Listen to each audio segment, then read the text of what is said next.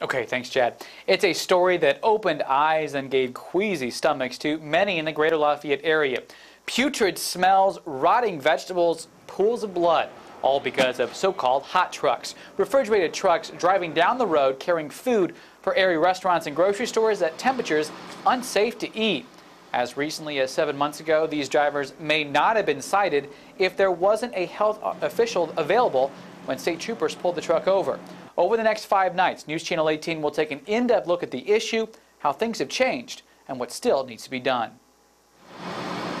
In the hottest days of late July, it felt like every day food not fit for the dump was heading to the dinner plate, if not for Indiana State Police inspections. Immediately what I see on the floor is rotted or putrefied food on the floor. Smells bad back there. I know. In an independent investigation, News Channel 18 looked at every incident where a truck carrying perishable food was pulled over during a 10-month period between October 2011 and the end of July. Of 648 reports, 26 required action because of potentially unsafe food, a rate of 1 in 25. Since March 1st, when a new law took effect, a state trooper with the Commercial Vehicle Enforcement Division can give the driver a ticket without needing to call a health official. And I think we are one of the only, if not the only, state that have gone to the extent that we have. Almost half, 46% of hot trucks were caught during the 2 months of June and July.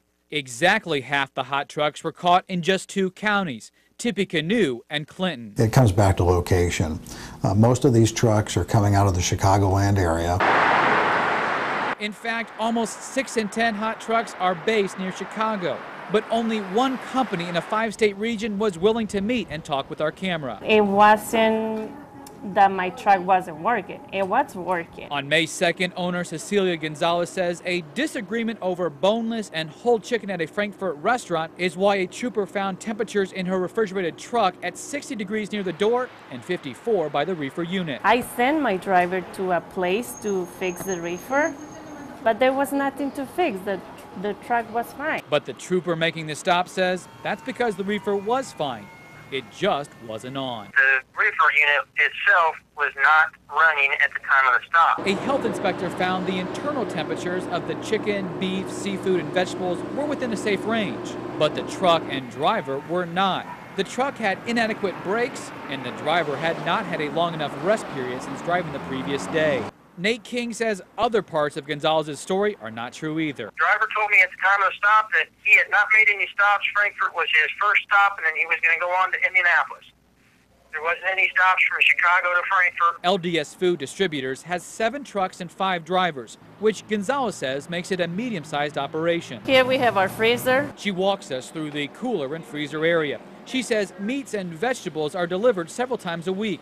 She says it's in her best interest to keep everything at the proper temperature at all times. Instead of losing a customer for 1 box of chicken, we prefer the box of chicken in the garbage. They have to turn on the truck. Outside, she walks us through a checklist that each driver must go through every morning. The tires are in good condition. What's not listed is checking the reefer, but she says it's part of the job. For me, having the trucks with reefer, everything working okay, is the only thing that I care. Traffic violations, including food safety issues, bring a fine of a couple $100s. Gonzalez says a few tickets are manageable for her business, but if federal authorities discover a pattern during regular audits, it can lead to a $10,000 fine or even more. When the DOT comes to me, I don't want to be hit with that big ticket. Can that put you out of business? Oh, yeah. State inspectors say they pay closer attention to refrigerated trucks during the heat of the summer, but violators have been found in almost every month.